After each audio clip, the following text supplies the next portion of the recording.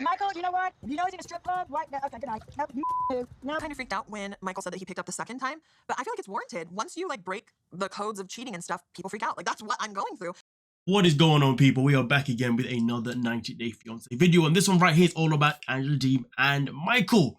Now, in this one here, as you can see in the last resort, well, Michael decides to ring Angela and let her know that the boys tried to ring him, or at least did ring him, shall I say, whilst they were at the strip club, but he wanted nothing to do with it, so he hung up. But Jovi rang him again. Now, at this point, Angela's like, wait, hold on a minute, what? He rang you again and you answered? Why would you answer the same time if you know where they were? And then boom, bam, she hangs up on him, as you saw right there. But you know the part that really bothered me the most? Kalani saying what she said. What do you mean? What do you listen? First and foremost, the situation that Kalani and Angela is not the same. It is not the same whatsoever. Talking about once you've been cheated on, it obviously gets you feeling a certain type of way, so you're going to behave in a certain type of way. Which, listen, I can agree with to a certain extent, but you two are not the same. You two are in two completely different situations. You are not in a relationship where you have been abusing your husband this whole goddamn time, where you have motivated him to go out there and actually be unloyal to you. And also at the same time, you're in a situation where you actually allowed your husband to keep doing it. And no matter how many times he did it, you kept taking him back until you got a freaking whole pass. Meanwhile, now when it comes to Angela, it's a whole different conversation. This is a woman that's been 100% a bully towards Michael and still continues to want to be a bully to him. So the fact that Kalani wanted to sit there and use Angela as an excuse to maybe why she's behaving the way she's behaving, absolutely absurd. So was it 2 phone calls? Yes, ma'am. What happened?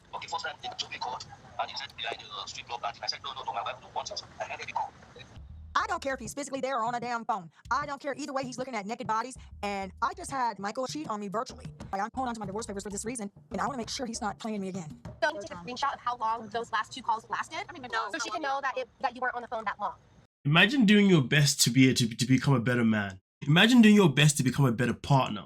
Imagine doing your best to try and actually work on your problems so you therefore have a future with your woman. Imagine that. But every time you try, there's always something that she's going to nitpick at, and she's going to slam you at, she's going to pick you at, all those negative things. Now, don't get me wrong though, when I say what I say, I'm not saying it because I'm defending Michael, because Defino has chose his bed and he continues to lie in it because he's a freaking moron. But what I'm saying, this is based on anyone else who may be in this situation where you are with an abusive person or somebody that no matter what you do, they always want to bully you regardless, because for some reason they have such deep, dark insecurities that they always have to project it by picking on you, and you are their punching bag. And that should never be allowed in any type of capacity whatsoever. And that is something that we are witnessing right here, right now, when it comes to Michael and Angela. I mean, listen, to be honest with you, I don't know why Liz is getting involved, talking about, can you show us screenshots of the call log so we can see how long it is, just so we know exactly how it went down? Wow, you are definitely making the situation a whole lot better. Does Liz not understand that there's nothing that Michael could do that would actually make Angela calm down? She'll still find a way to complain about something. And the fact that she referenced to the divorce papers, this is why I bought the defense papers, just in case he was trying to still play me around and be horrible to me and all this kind of mumbo jumbo. Like, what? What? You know, in this world, there are people who are destined to be with someone. And then in this world, there's people who are deserve to be with somebody. But then sadly, there's people in this world who are not destined to be with anybody, because they just love to self-sabotage. There's people in this world that are going to grow up old and they're going to grow up alone. And Angela Deem is one of those people.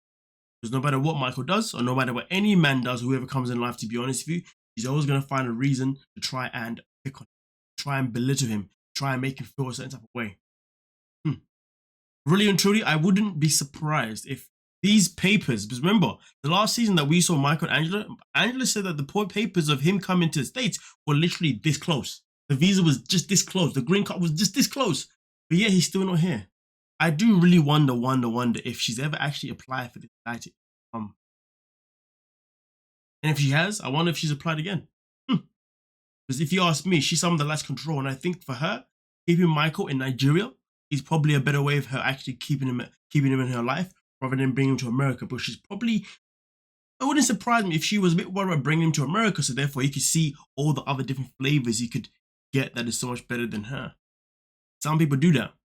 Think about it. It's shady that Michael isn't taking the steps to take a screenshot of the call log. That could have been a huge stepping point for Angela. Why the I gotta keep sitting here begging you to do the right thing? The consequences apply to his ass as well. Let's start the champagne. If y'all ain't let y'all's men run your night, I'm gonna stick with y'all. He ain't gonna run mine. It's a little shady. Interesting. I mean, whether or not it is shady, what's it got to do with you? Why are you getting involved in Angela's relationship with Michael? I mean, earlier on in the season, you didn't even want to like be near Angela. You was afraid to be around Angela. You two were literally at war, and now all of a sudden you want to be her knight in saving armor. You want to be that person that comes in her life and protects her from her man. Why? Who are you? And then we got Angela here. Consequences. She wants Michael to face his consequences. Does she even know what that word means? Does she even know what the word accountability is? Because when it comes to consequences, she has no idea what that is.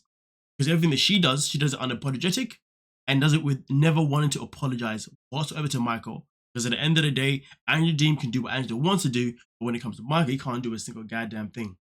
I really do hope that their relationship is fake. I really do hope that their relationship is just for show. Because really and truly, if this man really and truly is still in his relationship with a woman like her, there is something clearly wrong with him. He needs a brain test. I said it. Because it doesn't make any logical sense. Can anybody tell me what part of their relationship makes any logical sense? Because I can't see it. I can't witness it. But hey, Angela Dean will always be Angela Dean, we know that for sure. And Michael will always be a simp, he'll always be a peasant. You know, he'll always be a little chihuahua, you know, whatever, a big baby. And that is just the bottom line. If he wants to continue being with someone who doesn't want to respect him, well, then that's him. Somebody who can't even respect him even when he's trying to tell her the truth. Somebody that can't even respect him even when he's trying to say, hey, babe, these guys rang me. I'm just letting you know that I didn't want nothing to do with it. Okay? But because they rang me twice, oh, now I'm in the wrong? And then Liz is like, show us the call logs. We see how long you spoke for. So what if it was 10 seconds? If it was 10 seconds, Andrew would have been like, oh, so you had 10 seconds of looking at other women, did you? What if it's 20 seconds, 30 seconds, a minute? Oh, God forbid it was a minute now. Oh my goodness gracious, that is way too long for him to be looking at other women. Like he was virtually cheating on her by looking at other women. Virtually. I'm sorry, but did Michael pay? I mean, usually you don't have to pay to go to strip clubs. Did he pay to go there? Did he ask to be invited? Well. I mean, if they do a tell-all for this season, I hope she sees that Michael wanted nothing to do with it, and then she apologizes. Yes, apologizes. Which we know, even if it happens, it won't be, it'll be very half-hearted. Put it that way. Hey, let me know what you're thinking. Don't forget to like, subscribe, and of course,